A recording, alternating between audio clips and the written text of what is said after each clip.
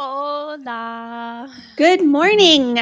Feliz martes. Happy Tuesday. I'm gonna say it in Spanish. You're gonna say it in English. Uh-huh. Uh-huh. Back and forth. No. We've about maxed out what I can do though. Just so you know, unless you need somebody to ask where the bathroom or your spouse is. I can cover those. Yo soy Shannon. ¿Y Yep. tú? My name's Heather. Yeah, okay, well now we've maxed out my abilities. Not really. But anyway, we are here. We are here. Yeah. Just want to say thanks for the nice wishes. Well, nice words of well wishes. That's what I meant to say. Appreciate it. Things in Puerto Vallarta are mostly back to normal today, maybe 90%. And we actually might get to go get some groceries today, Yay. which I've never been so excited about. Yeah. Never been so excited about. I also want to mention if you're a podcast listener, the podcast is not out on Apple Podcast for some reason. Yeah. We have double checked everything on our end and appears to be good on our end. So I have submitted a ticket and I'm obsessively refreshing the Apple Podcast app to see is it there? Is it there? Is it there? But normally it goes up at 4 a.m. Central, I think it is. And we're a few hours waiting. So I'm just waiting for Apple, but it's available on all the other platforms, including YouTube, Spotify, whatever, all the platforms. All the places. And hopefully our friends on the East Coast are digging out after this massive snowstorm. I think I heard 33 inches in places of Rhode Island, which is just wow. That's a lot of snow. I think like 18 or 22 inches and on Long Island. I mean, that is an impressive amount of snow. So hopefully if you are in one of those impacted areas, you are warm and cozy and the dig out is not too much. It's a little bit fun to watch the videos. I think you always want what you don't have. So here we are in this tropical climate with the air conditioning on, and I'm like, oh, but look at the snow in Central Park. Yeah. It's so pretty. It's always I love snow until I have to deal with it. Let me sit inside and watch it. I'll even maybe go out and frolic, but as soon as I have to shovel it or have to go somewhere, nope. Yeah, I get it. Romanticizing is easy when you don't have to deal with it. Yeah. I totally understand. We have a friend who is a piano performer at like resorts, cruise ships, whatever. And normally it's tropical, it's Caribbean, it's whatever. And she was going on one out of New York and was in a hurricane out of New York. So she's on the cruise ship and it is snow. Yes, it was. I think they said like if this would have been a hurricane, a category 2. That's how much winds were in this blizzard event that they were dealing with. So it's just the visuals are. It just my brain did not compute a cruise ship with snow swirling, like and cold. Elsa got a hold of it. Yeah, it wasn't a Disney cruise though, unfortunately. yeah, and we're almost to March, so it kind of my body is like it's springtime. Let's get going. I want some flowers, leaves on the trees, and I guess we have to wait a little bit longer. I guess so. So if you want to submit your comments, questions, whatever, we will take those at the end. Normally we try to cover news that has happened since the last time we talked and to have a topic. Today, the news is the topic. The news is the topic. Love that for us. Yes, because Disney made some announcements yesterday that we need to discuss. Yes. But before we dive into that, I just wanted to mention that this morning we heard that Iron Man himself was named the godparent of the Disney Adventure cruise ship. So Robert Downey Jr. will be that godparent. I have to admit, I never totally understand what this means. It's an honorary title, you know. Yeah, I know. Sometimes it's a little random, but okay. I like it because I like Iron Man. I don't know enough about Robert Downey Jr. to know if he's a good human, but Iron Man, he's kind of fun. I mean, I guess Iron Man isn't, exactly the best human either. I just want to know how the call works, though. Like, can we get Robert Downey Jr. on the phone? Hello, RDJ. Would you like to be the grandfather of a Disney cruise ship. I'm sorry, it's God. Godfather. Father makes it sound like it's a mafia thing. I don't get it. I don't either, and I'm guessing it's just another way for publicity and whatnot, and tradition, and they're gonna keep doing it. Um, but I thought it was fun too that they take him out there. So did they take him all the way to Singapore? Where did they do this? Do you know? I'm not sure. I have not been keeping up with the Disney related news so much the last couple days. Oh, I'm sorry. You've been busy. The onus is on you right now. I don't Okay. know. Well, But I did see the like headline about this. yeah. So So that is like the little news of the day, but then we have some big news that came out yesterday right after we finished recording. yes, of course, that's how it works. They like to make announcements, good announcements anyway, Mhm. mid morning. A lot of times, sometimes on Tuesday though. Yeah, And Tuesday is kind of usually the typical day. Monday yes, sometimes, but Tuesday very often. yeah, that's a little inside baseball is that we often will track like when does news normally come out so we can kind of watch for it or know Yeah. when to expect it. This was a Monday though, Yep. and it's all about the changes in the animation courtyard area of Hollywood Studios. Yes. So we knew this was happening. This area has been closed, but we didn't have a lot of details. And yesterday, Disney kind of pulled back the curtain a little bit and gave us some more details on what we can expect. Yeah, and the video I'm showing on screen is the construction in this area as of a week ago. So you can see lots of dirt, lots of Mhm. new landscaping. They're doing a lot. This is the exterior, but then the building on the end, which was Star Wars Launch Bay, this one right here, is the the home of a lot of the action that we're Mhm. going to be talking about today. Yeah. If you haven't been there and you're wondering, just a heads up, that area is under some heavy construction, but the One Man's Dream Hmm. and the Little Mermaid. Oh, Walt Disney yes. Presents. Thank you. Oh my gosh. Walt Disney Presents and the Little Mermaid show, those things are both still open. But the Disney Junior show is not. And Star Wars Launch Bay, of course, is not. And then those shops that were back in there, those things are all closed until this whole area officially reopens. Yeah, so the aerial view that I just showed from Instagram, you could see the trees, and here you can see the concept art of Mhm. where those trees are, and hopefully we'll have some characters like they show here, Just randomly just have randomly Pluto. wandering through. Uh-huh. I love that. You can notice in the background that there is a sorcerer hat. Yes, and that is very associated with Hollywood Studios. And with the offices out in California, which is kind of the Hmm. nod to this whole area, which is an interesting concept considering some of the news that was associated with this. And we'll get into that in a little bit further. But You're right. uh huh. The irony, it does kill me. Yes. I love the trees. Love having the green space there. So that's exciting. It kind of gives me the same kind of Epcot vibes where they took that concrete, just mass concrete with all of that gray stuff, and they're adding in some softer trees and whatnot, Hmm. getting rid of some of the hardscape. So, yay. Okay, what else is coming to this space, and why is it controversial? Okay. So, this space covers a lot of different things. Most of it is going to take place inside that one building where it used to be the Star Wars launch bay, and The one that's going to have the hat. the one that's going to have the hat. And there's going to be several things that are going to be inside of there. Okay. So there's going to be the Olaf. Oh, you start with off the page. Okay, so the off the page thing. Let me scroll down to my notes. Okay, so this is going to be a themed area where you can meet characters and see different stages of the animation process that are going to be brought to life. And they gave us some examples. So, like, you can meet Rapunzel in the layout department with a setting inspired by a multiplane camera.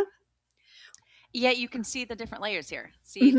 the trees. They give the vibe of the multiplane camera. Yes, which is Um, that's kind of cool.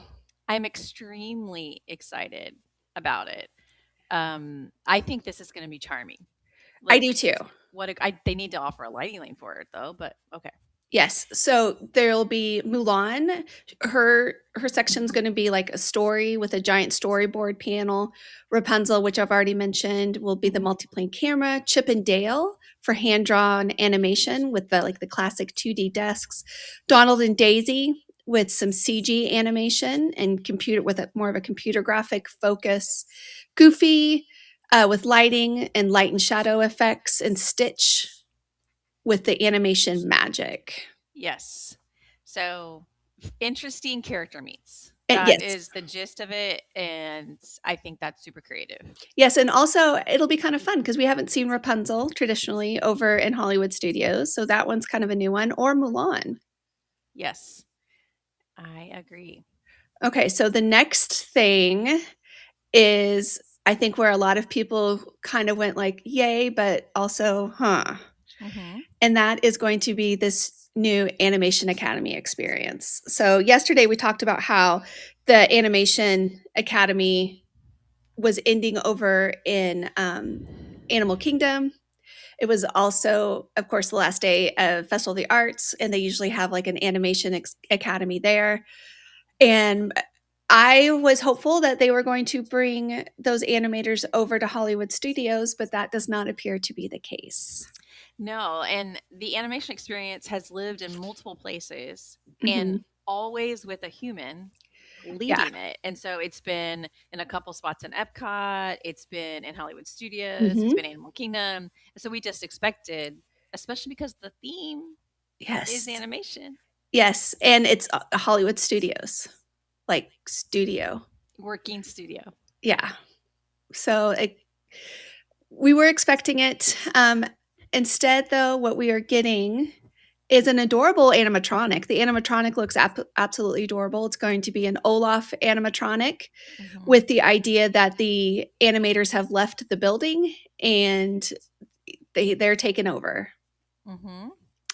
Um, and instead of having somebody there live guiding you through the sketching, you're going to have video form. Yeah. Uh, and they're showing some of the videos here, but I'm Yeah. like, can we have some of them in person? Yes. So you're going to get to draw, and it's going to have a set number of characters that you'll be able to draw. You can draw Mickey Mouse with Dan Abraham, who directed Once Upon a Studio in Baymax, Minnie Mouse, Donald Duck, Genie, Moana, Hmm. Stitch, and all of the people who are going to be leading these classes via video are going to be people who are involved in the production of them. So that's fun. And sometimes they're the director, sometimes they're story artists. See, so Moana, Stitch, Olaf, Ursula, Judy Hopps, and Nick Wilde. So kind of a decent collection of characters. So that's a positive, I guess. Eh, yeah, but then you're just literally sitting down with the video every time. Yeah. Um, do you think Josh Gad knew when he went in to do the voiceover for this that this was what's going to happen? Because he's pretty outspoken about stuff. Yes, and he's a former cast member, isn't he? Um, Or am I just thinking of all the videos where he's gone in and pretended to be a that's cast member? yeah. In recent times, he's been a pretend one. I can't remember if he was a real one. I don't know. I can't imagine though that he would be very happy to know that this was displacing animators, um, or even just artists. I don't know that they were all animators, but they were definitely all artists and very skilled in what they did. And I would have to think that he wouldn't be too thrilled with the idea.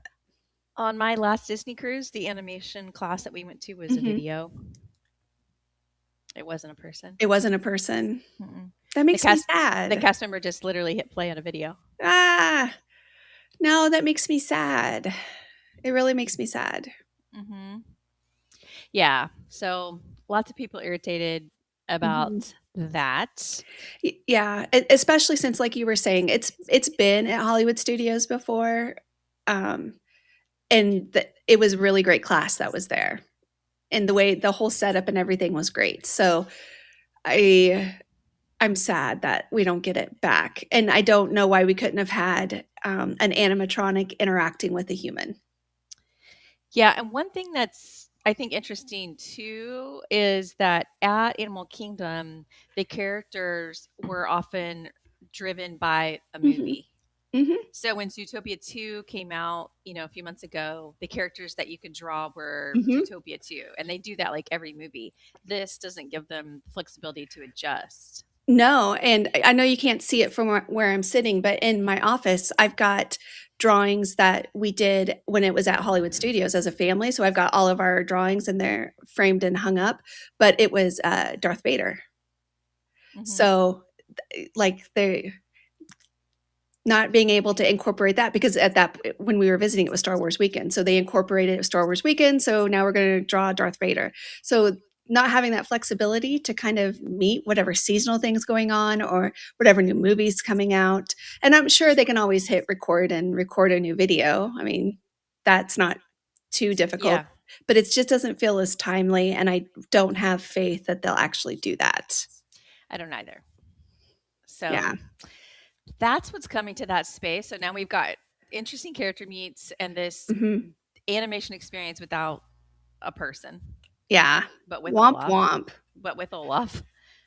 What is next in these announcements? The Okay, so Enchanted Art Gallery. yes, so there's gonna have this area where there's an enchanted art gallery, and it will look kind of like a traditional art gallery at first glance, but Hmm. then with, as Disney says, pixie dust, a favorite character may spring to life in new animations created exclusively for the experience. So that sounds kind of fun. There's Hmm. also going to be a theater. It's gonna be a Once Upon a Studio theater, and it's gonna be dedicated to showing that Once Upon a Studio. It will include, enhanced sound effects and the possibility of some characters popping up with an artwork along the theater walls. Hmm. So we feel good about that. Yes, I do feel good about that. And then the last thing that I feel extra positive about is the Drawn to Wonderland, playground. It's going to be an indoor Oh, playground, yes. and it's going to be using, design inspiration from Mary Blair, who created the original Alice in Wonderland concept art. She also did It's a Small World, worked on the murals and the contemporary, very well-known Disney artist. It will include an oversized flower garden with musical instruments, Mad Tea Party playset, exploration area, and I love this for a couple of reasons. Number one, Hollywood Studios has just been full of concrete for a long time and without any playgrounds. It used to have a playground way back Oh, when. way back when, and kids got lost in it. Uh-huh. It was quite it was Honey I Shrunk the Kids themed. But some of our younger listeners and followers, they will be like, "Yeah, I went there when I was a kid." Yeah. Yeah. But it's been gone for a very long time. So having a playground just in general for little ones is great. Give them space to kind of move their legs. And then Yeah. I also love that it's inside. Oh, yeah. Inside is a nice perk. We have a article on the best playgrounds at Disney World because people always want to know where their kids can kind of run around. And Hollywood Mhm. Studios has been lacking. Yeah, there's just not many options. So this will be a great spot, I think. Hopefully, it will be a decent size. I don't want it to be like the size. Remember the old little playset that was underneath the train? At by where Splash Mountain. Yes, like I don't want it to be that size. I want it to be impressive enough so that you can have multiple kids in there playing. It does kind of sound though that it's going to lean definitely towards the younger kids. If you're familiar with some of the queue exits at Epcot, there are some areas that aren't maybe playgrounds, but they are areas where kids can explore. This feels more like just a younger child playground, Hmm. which is great. That's usually who needs to run around. Yes. So that kind of covers everything that's going on inside the building. We already talked a little bit about outside, but they're adding additional trees, which you could see in that video, which is exciting. And then they are redoing the Disney Junior show, but they didn't have really many details on that yet. Yeah. And I don't know. I always like the Disney Junior show is always pretty cute. Yeah. Yes. One thing too that they did note in the article that they put out on Disney Parks blog, as far as I can remember, this was the first time they used the word late summer. Ugh, can we talk about that? Yeah. Because when they said summer, Hmm. I was like, of course, Memorial Weekend, Yes. somewhere around there. Yes. But also, we saw in those construction photos or the video that I showed at the beginning, a lot of dirt, a lot There's of dirt. lots of work still to be done, and I can only imagine that it's taking a little bit of time. And I would rather that they do it right. Mm-hmm. I don't want it to be icky. So we're still waiting on that. Some other questions that I had, what's going to happen then to those Disney Junior characters that used to meet outside? They're going to be at the dance party now. Are they only going to be there? Probably. I don't think they're That's going to be outside anymore. I don't either. Well, they also took them away from Hollywood and Vine. Mhm. So, are those characters just not as popular? Maybe. Maybe. I think they hadn't refreshed them in a while. Kind of Mm-hmm. like the whole, is it Sophia, not Sophia the First. It was Doc McStuffins. It was Fancy Nancy. Yes, but who used to be in Princess Fairy Tale Hall? I don't remember. Elena. Oh, right. Yes. She was extremely popular, but her show only ran for like 3 seasons, and it's been hasn't no new episodes have been made for years and years. So I feel like there's this gap between maybe some of the older stuff and then the newer stuff like Bluey, which we are going to see move over to Animal Kingdom. So maybe those characters all grew up now and they're gone. I don't know. Don't know. I don't know. I don't know about Doc McStuffins and Fancy Nancy and all of them. What's going to happen to them? To be totally fair, I haven't watched Disney Junior in a while. I don't even know who's on anymore, other than Bluey. Blue is all we hear about. Yeah, I don't Yeah, know the other I ones. just I just learn the characters when people start asking questions about the characters because I'm like, okay, I guess I should know who that is, but I'm Yeah, not sitting around watching it. yeah, You can't work as much as we do and also take care of little kids, yeah. so we're not keeping up as much. But yeah, so that's what's happening at Hollywood Studios late summer. Late summer, late summer. Little But wait, but they for Cool Kids Summer they announced that the Disney Junior show is part of it. well, late summer, still summer. Yeah, but if I'm going in summer and they are telling me Cool Kid Summer is in the summer, then all the things should be there. You would think, Yeah, but I want my money back. also think last year they had some things that started later. Well, I don't think that's fair. That wouldn't give me a lot of confidence looking the summer trip. Yeah, if you're Like, booking it, I guess exclusively for that. well, because they're targeting kids. So Hmm. if you're going to promise me special entertainment for kids, you better Yeah. have the special entertainment for kids. So anyway, I don't get it, but okay. Anything else that was announced? No, that's basically it. I think that was a big chunk of stuff. I think it kept everybody talking for the past 24 hours about their thoughts on it. And I do think in general, people are excited about that area being revamped, but also really disappointed in Disney's decision to eliminate the live cast member who's leading the class. Yes. Mixed feelings all Hmm. around. Yeah. We do have some questions and comments that have come in. Jessica says, as a mother to a 5-year-old, we intentionally watched Doc McStuffins, Fancy Nancy, and Vampirina to prep for our park-based Disney Junior attractions. Yes, we actually have an article on what to watch before your trip so that Mhm. the attractions make sense, and that would be one of them.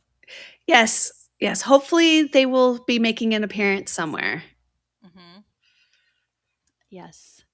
Um, Jessica also says, I have to wonder Mm. if Disney's having a hard time retaining animator talent in Orlando. I mean, the people doing the uh, the classes were really just cast members. Yeah. They weren't like actual animators.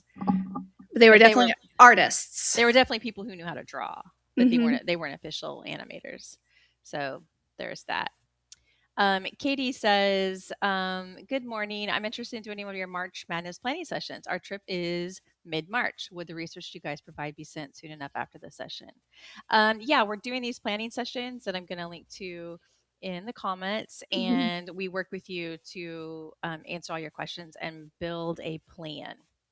So we're doing it only for March because we can't typically offer it schedule wise, Mhm. but we are setting time aside for March so that you can do that. So it's really whatever is needed. I think the people that will get the most value from it are people that are starting to plan their trips and need help, from the beginning, picking dates, hotels, understanding how to Mhm. tour, etc. So if you're this close to your trip and you have all your plans set, you may or may not need a resource like that, but I'm going to link to it in the comments if anybody would like to book. We're only doing it in March. And we do anticipate that that turnaround isn't going to be too awfully long between the time. I mean, of course, you'll have the conversation, but then also some takeaways from it. And it's not like those are going to be coming out a month later. So I could see where if you had questions about picking your parks, because you would be ahead of your lightning lane or deciding on your lightning lanes, where it could be useful for that. And we would, of course, try to make sure you had everything you needed in place before you hit those dates. Correct. Katie says, do we think this Olaf will be live like the walking, talking, interactive one in the world of Frozen? I don't think so. I think he's going to be more like the Walt coming to Carousel of Progress one. Yeah, like an animatronic, but not Mm-hmm. a walking No, animatronic. He doesn't have to walk. no, he just has to sit there and do his Olaf thing. Yes, sit there and do the Olaf thing. Christine says, for Magic Kingdom After Hours, does My Disney Experience still keep up the wait times? Like in the app, can you view them? I feel like yes. You can Maybe. during the Halloween and Christmas parties. Yeah, I'm trying to think. Usually they do, I believe. Yeah. Yes. You know what? A great way to test that to see if you don't want to just stay up late is I would look at like thrill data because you could go to the like Magic Kingdom on a day when you knew had a after hours and look and see how late in the evening they tracked the wait times there. Yeah, you can do that, or you can look at a schedule. I mean, we can do this too. You Mhm. can look at when the next scheduled after hours is Mhm. and just see if you can see wait times. Today is February 24th, and there is, I think tomorrow there is one at Hollywood Studios. So that would be something good for us to Mhm. remind ourselves. But usually we do uh, check. Yeah. Okay, Laura says, this is my new favorite way to start the day. That is very nice. The text on my screen is extremely small. Okay, I had to make it. I've got one earpod in to listen while I make breakfast for the kids and enjoy my coffee. Thank you for all your hard work. All right. I Thank will you for take my being here. coffee with lots of creamer, please. Thank you I have my coffee with lots of creamer right here. Look at all the little Mickeys rubbing off. I use this cup so much. so much. Anybody else a fan of Simple Modern? I think that's what I have. I have Simple Modern water and cup. Yep. We're Simple Modern girlies. Diet Coke and water. Yeah. So thank you for joining us for your coffee. This is also how we start our day. Mhm. We have a time change coming up that's going to affect since we're trying to figure out the timing of when we're going to be going live Well, after yeah. the time change because times in Mexico don't change, like our time zone. So anyway, it's a whole thing because Heather and I are currently on the same time zone and we will not be Nope. as of sometime in March. So let's see. Christine asks, what are your favorite food entertainment offerings during Flower and Garden? First of all, it's our favorite festival, I think, for food. Mhm. The food is it's just it feels know it's just probably because of the presentation, but it feels fresher. It feels lighter. It's delicious. Yeah, I've been thinking about putting out some general Epcot festival advice because there are some things that are consistent from festival to festival. For instance, Mhm. never eat at Italy booth. It's not good and it really makes me crazy to see the long lines Yes. there because the food is so bad, so expensive. Mhm. And we also don't tend to like the booth in China, Mhm. that kind of thing. So there's some to avoid. Yeah. The France booth is always a hit, Mhm. especially for Flower and Garden, I feel like. And so sometimes we would rope drop that one. Yes. I would also say throw in there too, try to stick to if you're ordering drinks, stick to things that have specific names on it. Like, for example, like you were saying, Italy's bad, and it's not just bad because the food tends to be bad, but it's also bad because they never have the specific wine brand. Like, they don't tell you the label of the wine. Hmm. Mexico always just has a Mexican craft beer. They don't tell you which actual beer you're getting. So it's I think it makes more sense to go with ones where you're actually knowing what you're eating or drinking. Hmm. So, yeah. But Yeah. for my favorite thing to do at, Flower and Garden, of course, are probably the topiaries and the gardens, and I kinda treat both of those like a scavenger hunt, I guess, in a way, just going and hunting and finding them and using the opportunity as I'm weaving through the park to then also sample some of my favorites, and I don't know that I have a particular absolute that I have to do. I just really like trying lots of different things. Yeah. We like it very much. Mhm. Um, so you'll enjoy it. There is an app that you might find helpful. It's called Food and Wine Festival, but it works for all festivals. And it's a Mhm. free app that you can get in the App Store, and it has all of the menus, and you can go in and check off the things that you want to Mhm. try. And it's super handy just to keep yourself organized and know what you're looking for. Yeah. So that's a really good little tool. Okay. Today is Q&A on Instagram, so I will be over there answering a couple dozen questions. Whatever I cannot answer that, we will answer here. But I did drop the link to our planning sessions if you want a personalized Q&A session because we can only do so much in the Q&As about your specific trip. So feel Yeah. free to join us Instagram here, planning session, whatever works best. All right, we'll be back tomorrow. Bye.